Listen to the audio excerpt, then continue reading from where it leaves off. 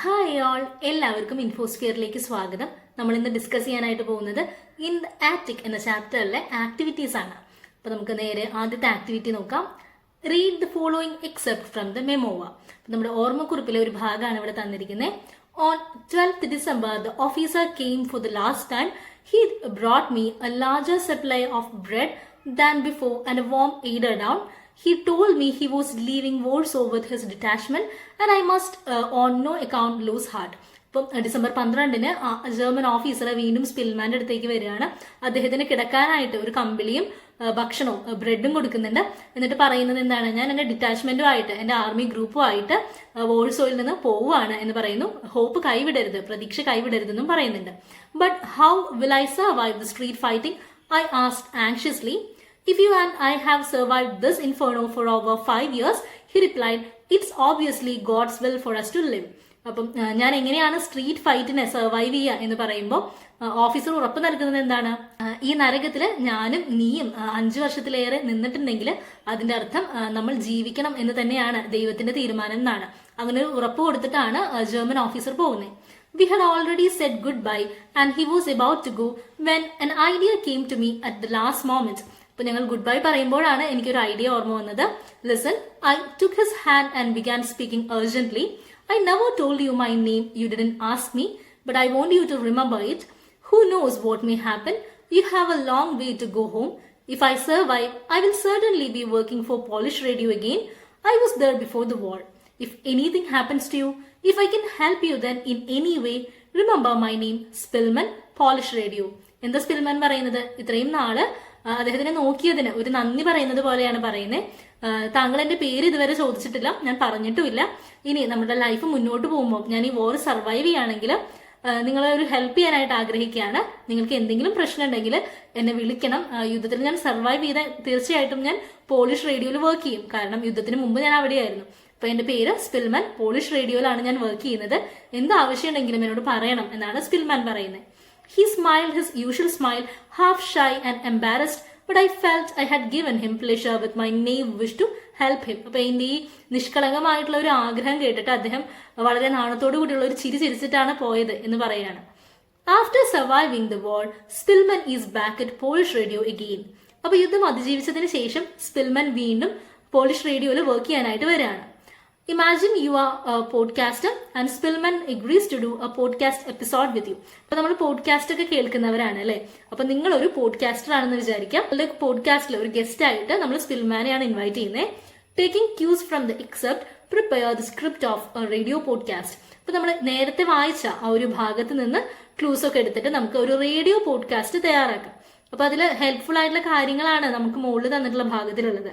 എന്തൊക്കെയാണ്, ഹോപ്പ് കൈവിടാതിരിക്കാൻ പറയുന്നു, ഞാൻ എന്നെ ഹെൽപ്പിന് വിളിക്കാം എന്ന് പറയുന്നുണ്ട്. അങ്ങനെ കുറെ ഹെൽപ്പ് അദ്ദേഹം ചെയ്തു കൊടുക്കുന്നുണ്ട്. അപ്പൊ ഇതൊക്കെ വെച്ചിട്ടാണ് നമുക്ക് റേഡിയോ പോഡ്കാസ്റ്റിന്റെ സ്ക്രിപ്റ്റ് തയ്യാറാക്കേണ്ടത്. അപ്പൊ നമുക്ക് റേഡിയോ പോഡ്കാസ്റ്റ് എങ്ങനെയാ വരാൻ നോക്കാം. പോഡ്കാസ്റ്റിന്റെ സ്ക്രിപ്റ്റ് ആയതുകൊണ്ട് തന്നെ ഇൻട്രോ മ്യൂസിക് അങ്ങനത്തെ കാര്യങ്ങളൊക്കെ നമ്മളിവിടെ ബ്രാക്കറ്റിൽ എഴുതിയിട്ടുണ്ട്. അപ്പൊ പോഡ്കാസ്റ്റിന്റെ ടൈറ്റിൽ, നമ്മുടെ പോഡ്കാസ്റ്റിന്റെ പേര് വരുന്നത് എക്കോസ് ഓഫ് സർവൈവൽ, അതിജീവിതത്തിന്റെ പ്രതിധ്വനികൾ എന്നാണ്. The Pianist, last note of hope. Intro music fades in slowly, reflective piano tone. Podcaster, host. ഇതാണ് പോഡ്കാസ്റ്റർ അല്ലെങ്കിൽ ഹോസ്റ്റ് ആയിട്ടിരിക്കുന്നത്. Hello and welcome to Echoes of Survival, the podcast where stories of courage, resilience and humanity come alive.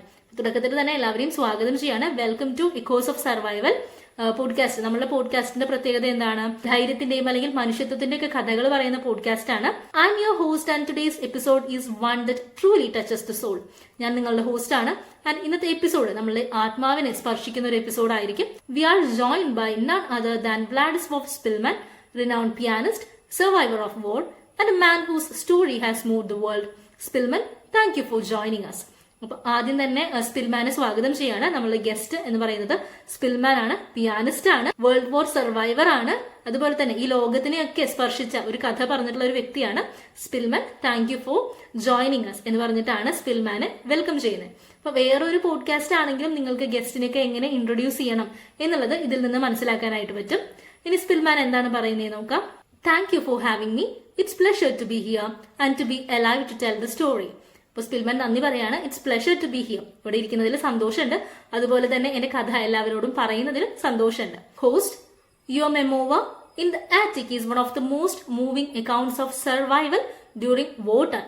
യുദ്ധസമയത്ത് എല്ലാവരെയും സ്പർശിച്ച ഒരു കാര്യമായിരുന്നു നിങ്ങളുടെ ഓർമ്മക്കുറിപ്പ്.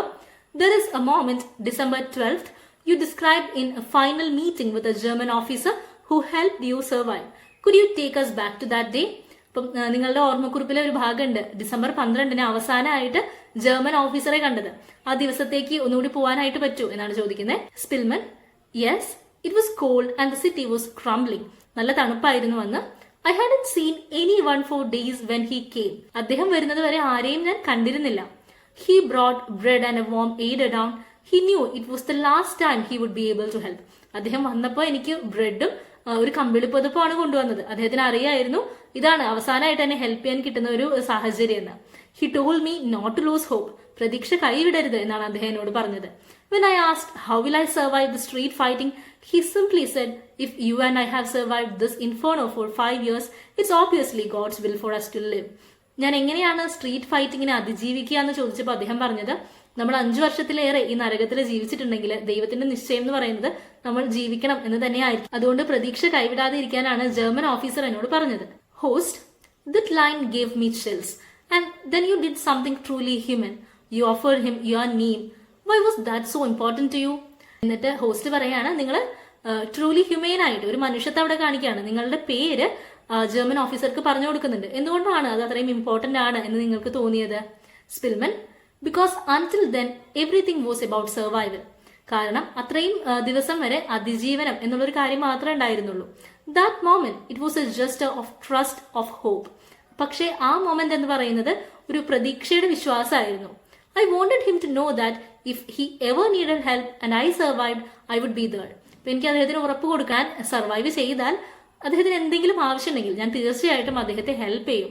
Just remembering my name Szpilman Polish radio my way of saying thank you. അപ്പൊ എന്റെ പേരും polish റേഡിയോയിലാണ് ഞാൻ work ചെയ്യുന്നത് എന്ന് പറയുന്നതാണ് എനിക്ക് നന്ദി പറയാനുള്ള ഒരു ഏകമാർഗമായിട്ട് അന്നുണ്ടായിരുന്നത്. Host: do you ever wonder what became of him? അപ്പോൾ നിങ്ങൾക്ക് അറിയാമോ ഇപ്പൊ അദ്ദേഹം എവിടെയാണ്, എന്താണ് അദ്ദേഹത്തിന് പറ്റിയതെന്ന്? Spillman: often. I never saw him again, but I do know he saved my life, and at that moment of connection between two enemies turned allies, it reminded me that humanity can survive even in darkest times. അപ്പം Spillman പറയുന്നത്, ഞാൻ അദ്ദേഹത്തിനെ കണ്ടിട്ടില്ല, പിന്നെ അതിനുശേഷം അദ്ദേഹത്തിനെ കണ്ടിട്ടില്ല, പക്ഷെ ആ മോമെന്റ് എന്ന് പറയുന്നത് 2 ശത്രുക്കള് സ്നേഹിതരാവുകയാണ്. അപ്പൊ അവിടെ നമുക്ക് ഇത്രയും ഡാർക്ക് ടൈമിലും ഇത്രയും പ്രശ്നങ്ങളുടെ ഇടയിലും മനുഷ്യത്വത്തിന് നിലനിൽക്കാൻ പറ്റും എന്നുള്ളൊരു കാര്യമാണ് ഇതെനിക്ക് ബോധ്യപ്പെടുത്തി തന്നത് എന്നാണ് സ്പിൽമാൻ പറയുന്നത്. Host: Szpilman, your music lived on, but more than that your story lives on. Thank you for your courage and for being here with us. Host പറയുന്നേ, നിങ്ങളുടെ മ്യൂസിക് ജീവിച്ചു, അതിലുപരി നിങ്ങളുടെ കഥയാണ് ഞങ്ങളുടെ ജീവിക്കുന്നത്. താങ്ക് യു, ഇവിടെ വന്നതിൽ നന്ദി. Szpilman: thank you. As long as we remember, we honor those who didn't make it, and we remind ourselves of the strength of the human spirit. Outro music, piano melody resumes softly fading out. അങ്ങനെ outro music പറഞ്ഞിട്ട് അവസാനിക്കുകയാണ്. Host: that was Vladislav Spillman, pianist, survivor and a witness to history. Join us next time on Echoes of Survival. Until then, stay strong, stay kind. ഇങ്ങനെയാണ് നമ്മളുടെ radio podcast അവസാനിക്കുന്നത്. ഒരു പോഡ്കാസ്റ്റിന്റെ structure എങ്ങനെയാണെന്ന് നിങ്ങൾക്ക് മനസ്സിലായെന്ന് വിചാരിക്കുന്നു. ആദ്യം നമ്മളൊരു ഇൻട്രൊഡക്ഷൻ ആണ് പറയുന്നത്, നമ്മുടെ പോഡ്കാസ്റ്റിന്റെ പേരൊക്കെ, എന്നിട്ട് ഗസ്റ്റിനെ ഇൻട്രൊഡ്യൂസ് ചെയ്യുന്നു, ഗസ്റ്റിന് എന്തൊക്കെയാണ് സ്പെഷ്യാലിറ്റീസ് എന്നൊക്കെ പറയണം. അതിനുശേഷമാണ് ഗസ്റ്റുമായിട്ടുള്ള കോൺവെർസേഷൻ വരുന്നത്. അതിനിടയിൽ ഇൻട്രോ മ്യൂസിക്കും അവസാനം ഔട്ട്രോ മ്യൂസിക്കും ചേർക്കാനായിട്ട് മറക്കരുത്. അവസാനം ഹോസ്റ്റ് എല്ലാവരോടും നന്ദി പറഞ്ഞ് അടുത്ത എപ്പിസോഡിൽ കാണാം എന്ന് പറഞ്ഞിട്ടാണ് പോഡ്കാസ്റ്റ് അവസാനിപ്പിക്കുന്നത്. അപ്പൊ എല്ലാവർക്കും ക്ലിയർ ആയെന്ന് വിചാരിക്കുന്നു. ഇനി നമുക്ക് അടുത്ത ആക്ടിവിറ്റി നോക്കാം. അടുത്ത ആക്ടിവിറ്റി വരുന്നത് ഒരു റൈറ്റപ്പ് ആണ്. In the attic highlights the human experience of displacement and survival in times of war and persecution. യുദ്ധത്തിന്റെ സമയത്തിൽ മനുഷ്യരുടെ അകലവും അവരുടെ അതിജീവനമൊക്കെയാണ് ഇൻ ദ ആറ്റിക് എന്ന കഥയിൽ നമ്മൾ കണ്ടത്. Read this post which appeared on social media on the occasion of world refugee day. ഇപ്പൊ വേൾഡ് റെഫ്യൂജി ഡേ, അഭയാർത്ഥി ദിനത്തില് സോഷ്യൽ മീഡിയയിൽ വന്നിട്ടുള്ള ഒരു പോസ്റ്റ് ആണ് ഇവിടെ കൊടുത്തിരിക്കുന്നത്. The global refugee crisis is one of humanity's most pressing issues, with millions displaced due to conflict, persecution and natural disasters. അപ്പം ലോകത്തിലെ ഈ അഭയാർത്ഥികളുടെ പ്രശ്നമാണ് ഹ്യൂമാനിറ്റി, മനുഷ്യൻ നേരിടുന്ന ഏറ്റവും വലിയ പ്രശ്നം. എന്തൊക്കെ രീതിയിലാണ് ആളുകൾ ഡിസ്പ്ലേസ് ആയിട്ട് പോകുന്നത്? യുദ്ധം, പെർസിക്യൂഷൻ അല്ലെങ്കിൽ പ്രകൃതി ദുരന്തങ്ങൾ, ഇതൊക്കെയാണ് അതിന് കാരണം. According to the United Nations High Commissioner for Refugees, over 80 million people have been displaced worldwide in recent years, with nearly 26 million refugees seeking safety outside their country of origin. അപ്പം UNHCRന്റെ കണക്ക് പ്രകാരം 80 million people ആണ് ലോകത്താകമാനം ഈ അടുത്ത വർഷങ്ങളിലായിട്ട് refugees ആയിട്ട് move ചെയ്തത്. അതിൽ 26 മില്യൺ റെഫ്യൂജീസും അവരുടെ കൺട്രിക്ക് പുറത്ത്, അവര് ജീവിച്ചിരുന്ന രാജ്യത്തിന് പുറത്തേക്കാണ് പോകുന്നത്. Refugees have to face an uncertain future and are usually denied basic necessities such as food, shelter and health care. അഭയാർത്ഥികൾ എന്ന് പറയുമ്പോൾ അവരുടെ ബേസിക് ആയിട്ടുള്ള അവകാശങ്ങൾ പോലും അവർക്ക് നിഷേധിക്കുകയാണ്. ഭക്ഷണം, പാർപ്പിടം, ആരോഗ്യം, ഇങ്ങനത്തെ കാര്യങ്ങളൊന്നും അവർക്ക് ലഭിക്കുന്നില്ല. അവർക്കൊരു അൺസർട്ടൺ ഫ്യൂച്ചർ ആണ്. ഭാവി എന്താവും എന്നുള്ളൊരു ഉറപ്പും അവർക്കില്ല. In this context, concerns regarding the policies of various countries and the distribution of humanitarian aid are among the world's most pressing issues today. അപ്പോൾ ഈ ഒരു ബാക്ക്ഗ്രൗണ്ടിൽ പല കൺട്രീസിന്, പല രാജ്യങ്ങളുടെയും പോളിസീസും ഹ്യൂമാനിറ്റേറിയൻ എയ്ഡ് എങ്ങനെയാണ് മറ്റുള്ളവർക്ക് ഡിസ്ട്രിബ്യൂട്ട് ചെയ്യുക, ഇങ്ങനത്തെ കാര്യങ്ങളാണ് ഇന്നത്തെ ലോകത്തിൽ പ്രശ്നമായിട്ടുള്ള ഒരു കാര്യം എന്ന് പറയുന്നത്. Let's now prepare a write up on the problems faced by refugees of war in present time. ഇപ്പോഴത്തെ സമയത്തിൽ യുദ്ധം കാരണം അഭയാർത്ഥികൾ നേരിടുന്ന പ്രശ്നങ്ങളെ പറ്റിയിട്ടാണ് നമുക്ക് ഒരു റൈറ്റപ്പ് തയ്യാറാക്കേണ്ടത്. ഇൻ ദ ആറ്റിക് വായിച്ചപ്പോൾ തന്നെ നമ്മൾ കണ്ടു, നിരപരാധികളായിട്ടുള്ള കുറെ ആളുകളാണ് യുദ്ധത്തിന്റെ ഇരകളായിട്ട് വരുന്നത്, അല്ലെ? അതിൽ സ്ത്രീകളും കുട്ടികളും ഉണ്ട്. അവരുടെ ബേസിക് ആവശ്യങ്ങളാണ് അവിടെ നഷ്ടമാവുന്നത്. അപ്പൊ ഇതൊക്കെ വെച്ചിട്ടാണ് നമുക്ക് റൈറ്റപ്പ് തയ്യാറാക്കേണ്ടത്. നമുക്ക് റൈറ്റപ്പ് വായിക്കാം. ടൈറ്റിൽ വരുന്നത് the struggles of war refugees in the present day. The world is witnessing an alarming rise in the number of refugees displaced by war, conflict and persecution, with over 80 million people forcibly displaced and around 26 million crossing borders to seek asylum. The refugee crisis has become one of the most pressing humanitarian challenge of our time. ഇന്നത്തെ നമ്മളുടെ കാലത്ത് present ടൈമിൽ നമ്മൾ face ചെയ്യുന്ന ഏറ്റവും വലിയ പ്രശ്നം എന്ന് പറയുന്നത് യുദ്ധത്തിന്റെ കാരണം ഡിസ്പ്ലേസ് ആയിട്ടുള്ള ആളുകൾ, റെഫ്യൂജി തന്നെയാണ്. അതിൽ 80 മില്യൺ ആളുകൾ ഫോഴ്സ്ഫുള്ളി ഒരു സ്ഥലത്ത് നിന്ന് മാറിയവരാണ്. അതിൽ 26 മില്യൺ ആളുകൾ സ്വന്തം രാജ്യം കടന്നിട്ടാണ് പാർപ്പിടം തേടുന്നത്. അസൈലം എന്ന് പറഞ്ഞാൽ അവർക്ക് താമസിക്കാനുള്ള സ്ഥലം അന്വേഷിക്കുന്നത്. These individuals are not merely numbers. They are children, women and men who have lost their home, families and sense of belonging. അപ്പൊ ഈ പറയുന്നത് വെറും നമ്പറുകളല്ല. ഇതിലെ സ്ത്രീകളും കുട്ടികളും പുരുഷന്മാരും ഒക്കെ വരാണ്. അവരുടെ വീടുകളും അവരുടെ കുടുംബങ്ങളും അതുപോലെ തന്നെ ഒരു നിലനിൽപ്പൊന്നും ഇല്ലാത്ത മനുഷ്യരായിട്ടാണ് ഇവർ വരുന്നത്. One of the foremost issues refugees face is the lack of basic necessities. അപ്പം വളരെ അടിസ്ഥാനപരമായിട്ടുള്ള ആവശ്യങ്ങൾ അവർക്കില്ല എന്നുള്ളതാണ് റെഫ്യൂജീസ് നേരിടുന്ന ഏറ്റവും വലിയ പ്രശ്നം എന്ന് പറയുന്നത്. Deprived of safe shelter, clean water, adequate food and medical care, many are forced to live in overcrowded camps under harsh conditions.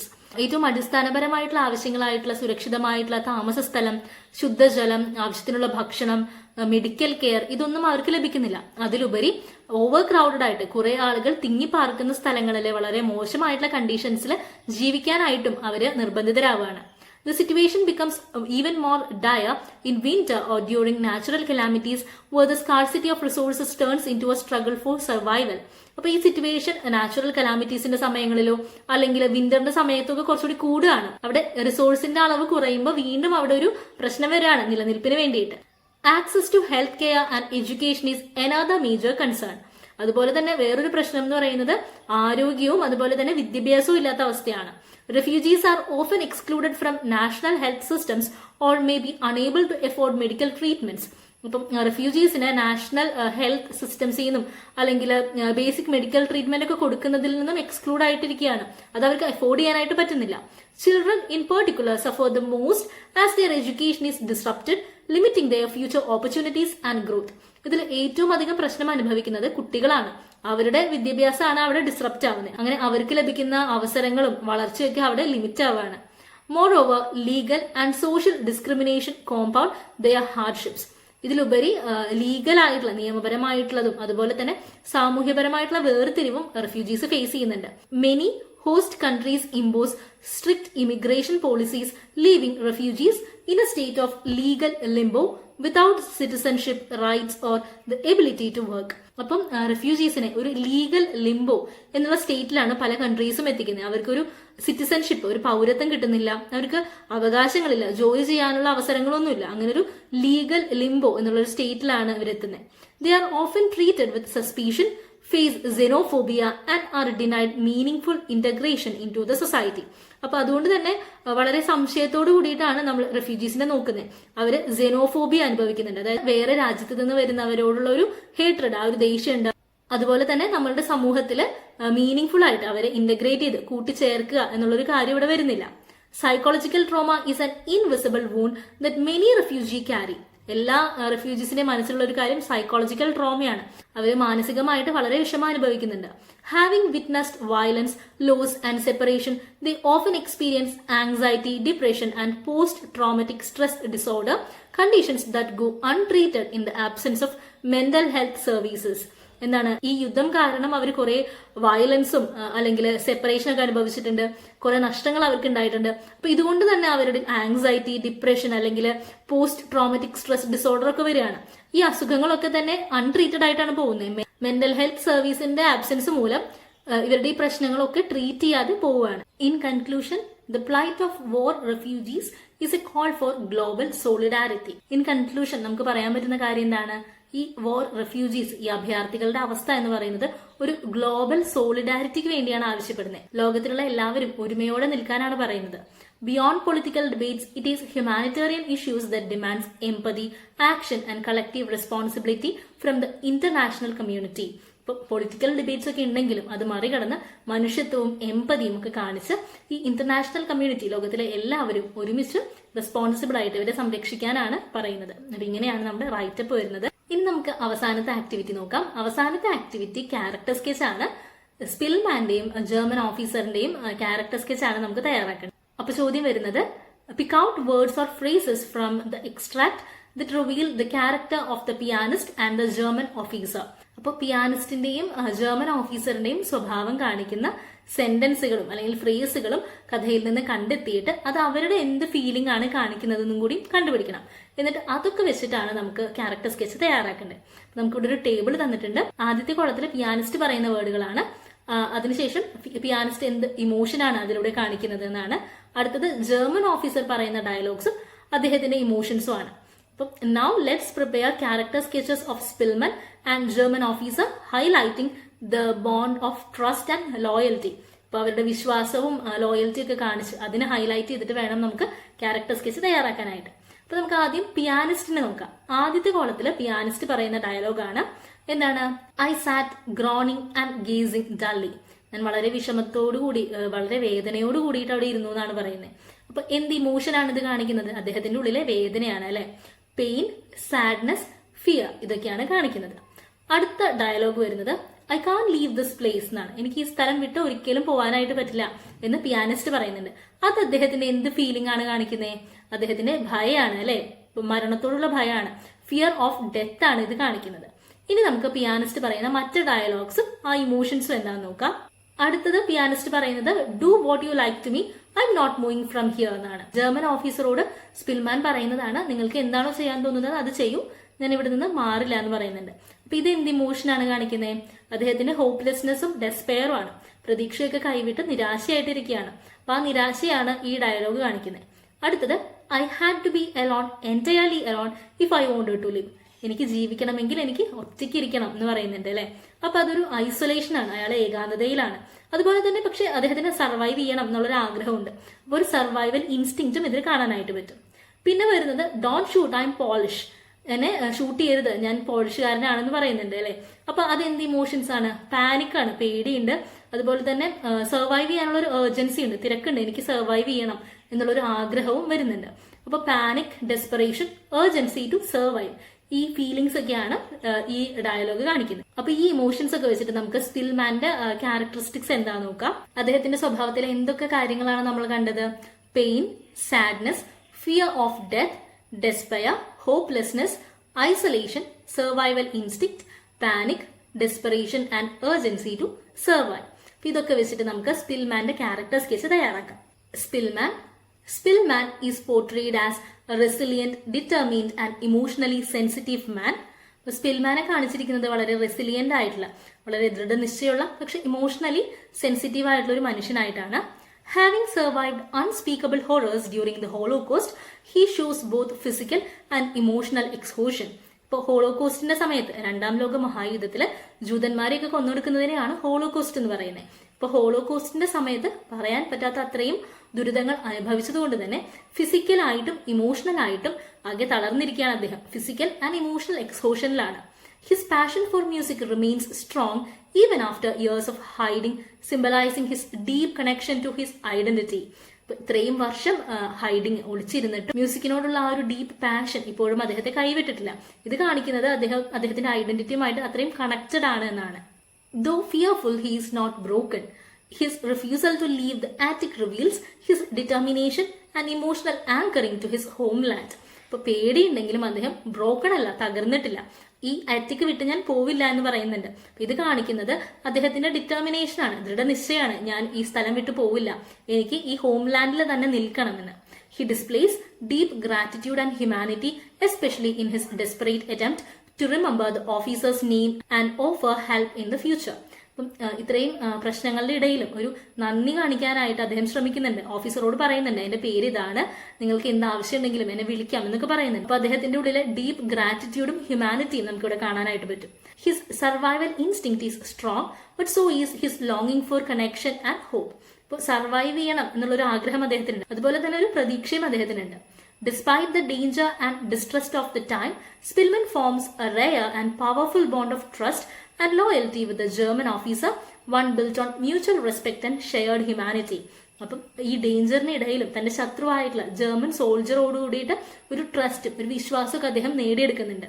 ഒരു മ്യൂച്വൽ റെസ്പെക്റ്റ് ആണ് അതിനിടയിലുള്ളത്. അവർ തമ്മിൽ അങ്ങോട്ടും ഇങ്ങോട്ടും ഉള്ളൊരു മ്യൂച്വൽ റെസ്പെക്റ്റും മനുഷ്യത്വവും തന്നെയാണ് ഈ 2 രാജ്യങ്ങളിലുള്ള ആളുകളുടെ ഈ ഒരു ഫ്രണ്ട്ഷിപ്പിന് കാരണം. അപ്പൊ ഇങ്ങനെയാണ് സ്പിൽമാന്റെ ക്യാരക്ടർ സ്കെച്ച് വരുന്നത്. ഇനി നമുക്ക് ജർമ്മൻ ഓഫീസറിന്റെ ക്യാരക്ടർ സ്കെച്ച് നോക്കാം. അപ്പൊ അതിൽ നമ്മൾ നേരത്തെ കണ്ട ടേബിൾ നോക്കുകയാണെങ്കിൽ 2 ഡയലോഗ്സ് തന്നിട്ടുണ്ട്. ആദ്യത്തെ എന്താണ്? I have no intention of doing anything to you. ഞാൻ നിന്നെ ഒന്നും ചെയ്യാനായിട്ട് പോകുന്നില്ല എന്ന് സ്പിൽമാനോട് പറയുന്നുണ്ട്. അപ്പൊ ഇത് അദ്ദേഹത്തിന്റെ എന്തൊക്കെ ക്വാളിറ്റീസ് ആണ് കാണിക്കുന്നത്? റീഅഷ്വറിങ്, കമ്പാഷനേറ്റ്, പെസിഫൈങ്, അദ്ദേഹത്തെ സമാധാനപ്പെടുത്തുകയാണ്. അതുപോലെ തന്നെ അനുകമ്പയും കാണിക്കുന്നുണ്ട്. ഞാൻ നിന്നെ ഒന്നും ചെയ്യാൻ പോകുന്നില്ല എന്ന് പറയുന്നു. അടുത്ത ഡയലോഗ് വരുന്നത് he asked if I had anything to eat. സ്പിൽമാനോട് ചോദിക്കുന്നുണ്ട് കഴിക്കാനായിട്ട് എന്തെങ്കിലും ഉണ്ടോ എന്ന്. അതെന്താണ്? അദ്ദേഹത്തിന്റെ കൈൻഡ് നേച്ചർ, ഹെൽപ്ഫുൾ ആണ്, സ്നേഹവും സഹായവും ഒക്കെയാണ് കൊടുക്കുന്നത് അല്ലെ. അപ്പൊ കൈൻഡ് ആൻഡ് ഹെൽപ്ഫുൾ ഇമോഷൻസ് ആണ് ഇവിടെ കാണാനായിട്ട് പറ്റുന്നത്. അടുത്ത ഡയലോഗ് വരുന്നത് I will bring you some food. ഞാൻ നിനക്ക് ഭക്ഷണം തരാം. ഇതും കൈൻഡ്നെസ്സും കൺസേണും എംപതിയാണ് കാണിക്കുന്നത്. മറ്റുള്ളവരുടെ ഫീലിങ്സ് മനസ്സിലാക്കാനായിട്ട് ജർമ്മൻ ഓഫീസറിന് പറ്റുന്നുണ്ട്. അദ്ദേഹം ജർമ്മൻ ആയിരുന്നിട്ട് പോലും പോളിഷ് ആയിട്ടുള്ള സ്പിൽമാനെ ഹെൽപ്പ് ചെയ്യാണ്. അടുത്തത് വരുന്നത് you must hang on, do you here? നീ പ്രതീക്ഷ കൈവിടരുത് എന്ന് പറയുന്നുണ്ട്. അപ്പൊ ഇതെന്താ കാണിക്കുന്നത്? ഡിറ്റർമിനേഷൻ ആണ്, എൻകറേജ്മെന്റ് ആണ്, അതുപോലെ തന്നെ ഏർജൻസി. ഡിറ്റർമിനേഷൻ ആണ്, ദൃഢനിശ്ചയമുണ്ട് അദ്ദേഹത്തിന്. എന്തായാലും യുദ്ധം അവസാനിച്ച് സ്പിൽമാൻ രക്ഷപ്പെടുമെന്ന്. അതുപോലെ തന്നെ സ്പിൽമാനെ എൻകറേജ് ചെയ്യാണ്, പേടിക്കാനൊന്നുമില്ല എന്ന് പറഞ്ഞ് എൻകറേജും ചെയ്യുന്നുണ്ട്. അടുത്തത് ജർമ്മൻ ഓഫീസറിന്റെ വളരെ ഇമ്പോർട്ടന്റ് ആയിട്ടുള്ള ഒരു ഡയലോഗാണ്. If you and I have survived this inferno for over 5 years, it is obviously God's will for us to live. നമ്മൾ ഈ നരകത്തില് 5 വർഷത്തിലേറെ സർവൈവ് ചെയ്തിട്ടുണ്ടെങ്കിൽ ദൈവത്തിന്റെ നിശ്ചയം എന്ന് പറയുന്നത് നമ്മൾ ജീവിക്കണം എന്ന് തന്നെയാണെന്നാണ്. അപ്പൊ ഇതെന്ത് ഇമോഷനാണ് കാണിക്കുന്നത്? ഹോപ്പാണ്, പ്രതീക്ഷയാണ്. ബിലീഫ് ഇൻ ഫെയ്ത്ത്, വിധിയിൽ അദ്ദേഹം വിശ്വസിക്കുന്നുണ്ട്. അതുപോലെ തന്നെ സ്പിരിച്വൽ സ്ട്രെങ്ത്, ദൈവത്തിലും അദ്ദേഹം വിശ്വസിക്കുന്നുണ്ട്. അപ്പൊ ഇതൊക്കെയാണ് ജർമ്മൻ ഓഫീസറിന്റെ ഡയലോഗ്സ് ആയിട്ട് വരുന്നത്. ഇനി നമുക്ക് അദ്ദേഹത്തിന്റെ ക്യാരക്ടറിലെ പ്രത്യേകതകളൊക്കെ ഒന്ന് നോക്കാം, എന്നിട്ട് ക്യാരക്ടർ സ്കെച്ച് തയ്യാറാക്കാം. അപ്പൊ ജർമ്മൻ ഓഫീസറിന്റെ ക്യാരക്ടറിൽ വരുന്ന കാര്യങ്ങൾ എന്തൊക്കെയാണ്? റീഅഷ്വറിങ്, ഉറപ്പ് നൽകുന്നുണ്ട്. കമ്പാഷനേറ്റ് ആണ്, പെസിഫൈങ് ആണ്, കൈൻഡ് ആണ്, ഹെൽപ്ഫുൾ ആണ്. അദ്ദേഹത്തിനെ കമ്പാഷനോട് കൂടിയിട്ട് ട്രീറ്റ് ചെയ്യുന്നുണ്ട്. സ്വന്തം നാട്ടിലെ ഒരാളെ പോലെയാണ് സ്പിൽമാനെ ട്രീറ്റ് ചെയ്യുന്നത്. സമാധാനിപ്പിക്കുന്നുണ്ട്, സഹായിക്കുന്നുണ്ട്, ഭക്ഷണം കൊടുത്തിട്ട്. എംപതി, അദ്ദേഹത്തിനോട് എംപതി തോന്നുന്നുണ്ട്. എൻകറേജ് ചെയ്യുന്നുണ്ട്. ഹോപ്പ് കൈവിടരുത് എന്ന് പറഞ്ഞ് എൻകറേജ് ചെയ്യുന്നുണ്ട്. ഹോപ്പ് ഉണ്ട്. ബിലീഫ് ഇൻ ഫെയ്ത്ത്, വിധിയിൽ വിശ്വസിക്കുന്നുണ്ട്. സ്പിരിച്വൽ സ്ട്രെങ്ത്, സ്പിരിച്വൽ ആയിട്ടുള്ള ഒരു ശക്തിയിൽ, ദൈവത്തിലൊക്കെ വിശ്വസിക്കുന്നുണ്ട്. അപ്പൊ ഇതൊക്കെ വെച്ചിട്ട് എങ്ങനെയാണ് ജർമ്മൻ ഓഫീസറിന്റെ ക്യാരക്ടർ സ്കെച്ച് വരാൻ നോക്കാം. The German officer. The officer, initially a stranger and potential threat, emerges as a symbol of unexpected compassion amidst the war. എന്താ പറയുന്നത്? തുടക്കത്തിൽ ഒരു സ്ട്രേഞ്ചർ ആണ്, അതുപോലെ തന്നെ ഒരു ത്രെറ്റ് ആയിട്ടുള്ള ഒരാളാണ്, എനിമിയാണ്. എങ്കിലും അൺഎക്സ്പെക്റ്റഡ് ആയിട്ട് ഒരു കമ്പാഷനേറ്റ് ഫിഗർ ആയിട്ട് മാറുകയാണ് ചെയ്യുന്നത്. യുദ്ധത്തിന്റെ ഇടയിലും അനുകമ്പ കാണിക്കുന്ന ഒരാളായിട്ടാണ് ജർമ്മൻ ഓഫീസർ വരുന്നത്. Despite being a German soldier, he treats Spillman with kindness and protecting and feeding him even while risking his own life. സ്വന്തം ജീവിതം പണയം വെച്ചിട്ടാണ് അദ്ദേഹം സ്പിൽമാനെ പ്രൊട്ടക്ട് ചെയ്ത് ഭക്ഷണമൊക്കെ കൊടുത്തത്. His shame at being German reflects his moral awakening. അപ്പോൾ അദ്ദേഹം പറയുന്നുണ്ട് ജർമ്മൻ ആണ് എന്ന് പറയുന്നതിൽ എനിക്ക് അപമാനമുണ്ട് ഈ യുദ്ധം കാരണം എന്ന്. അത് അദ്ദേഹത്തിന്റെ മോറൽ ആയിട്ടുള്ള ഒരു ബിഹേവിയർ ആണ് കാണിക്കുന്നത്. He doesn't ask for anything in return and displays quite dignity and courage. ഇത്രയും ഹെൽപ്പ് ചെയ്തിട്ടും തിരിച്ചൊന്നും ചോദിക്കുന്നില്ല. ഒരു ഡിഗ്നിറ്റിയും ഒരു ധൈര്യമൊക്കെ കാണിക്കുന്ന ഒരാളാണ് German soldier. His actions are not driven by duty but conscience. അദ്ദേഹത്തിന്റെ ആക്ഷൻസ് ഡ്യൂട്ടി കൊണ്ടുള്ളതല്ല, അദ്ദേഹം ഇതാണ് എന്റെ ഡ്യൂട്ടി എന്ന് പറഞ്ഞു ചെയ്യുന്നതല്ല, പക്ഷെ അത് കൺസൈൻസ് എന്നുള്ളതാണ്. അദ്ദേഹത്തിന്റെ സ്വന്തം ബോധം, സ്വന്തം മനസാക്ഷിയിൽ നിന്ന് ചെയ്യുന്ന കാര്യങ്ങളാണ്. Through his selfless action the officer earns Spillman's trust and creates a touching relationship rooted in loyalty and human compassion, transcending the brutal divisions of war. അദ്ദേഹത്തിന്റെ ഈ ബന്ധം നിലനിൽക്കുന്നത് വിശ്വാസത്തിലും ഹ്യൂമൻ കമ്പാഷൻ, അനുകമ്പയിലുമാണ്. അത് യുദ്ധത്തിന്റെ ഈ ബ്രൂട്ടൽ ആയിട്ടുള്ള വേർതിരിവുകളേക്ക് മറികടക്കുന്ന ഒന്നായിട്ടാണ് ഈ കഥയിൽ മാറുന്നത്. ഇങ്ങനെയാണ് ജർമ്മൻ ഓഫീസറിന്റെ കഥാപാത്രം വരുന്നത്. ഇതോട് കൂടിയിട്ട് നമ്മളുടെ ആക്ടിവിറ്റീസും കഴിയാണ്.